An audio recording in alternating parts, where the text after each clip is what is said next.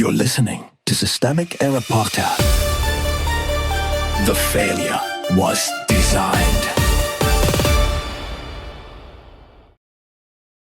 Trump family's fortunes tumbled by $600 as company faces deep downturn, based on an article by Alex Henderson.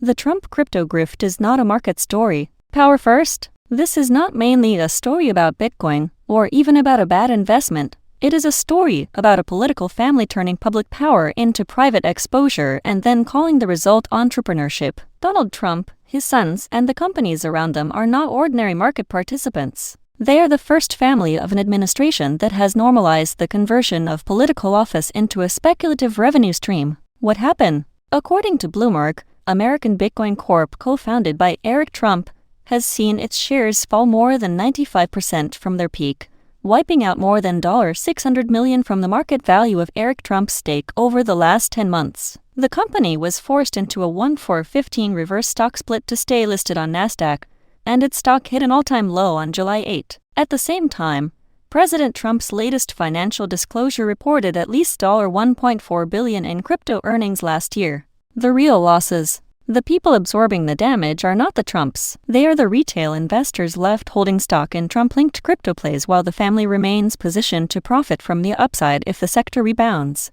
Bloomberg notes that American Bitcoin kept buying Bitcoin even as the business posted a $118.2 million operating loss and marked down its Bitcoin treasury by $117.2 million in the first quarter. That is not a neutral setback. It is a transfer of risk downward. The misdirection. The cleanest lie in stories like this is that the problem is volatility. Volatility is not the scandal. The scandal is that a sitting president and his family are materially entangled in the very asset class the president has helped legitimize. When Bloomberg frames this as evidence that investors have soured on crypto peer plays, that is accurate as far as it goes, but it still understates the political structure underneath the trade. This is not just a market story that happened to involve the Trump family. It is a family business story made possible by power. Why this keeps happening? American politics keeps producing versions of the same bargain.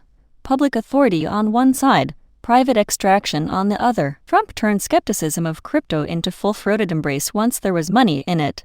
And now the family sits inside the wreckage and still claims strategic patience. The market may punish the bet. It will not punish the system that made the bet possible. The larger pattern. The deeper pattern is not simply corruption in the abstract. It is the fusion of political office, speculative finance, and personal enrichment until the line between governing and monetizing disappears. That is what authoritarian politics looks like in economic form.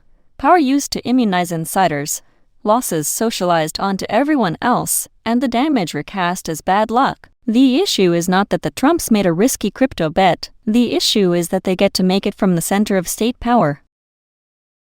You've been listening to Systemic Error. Thanks to Alternet for today's article, with the automated voice of Clara. Thanks for listening.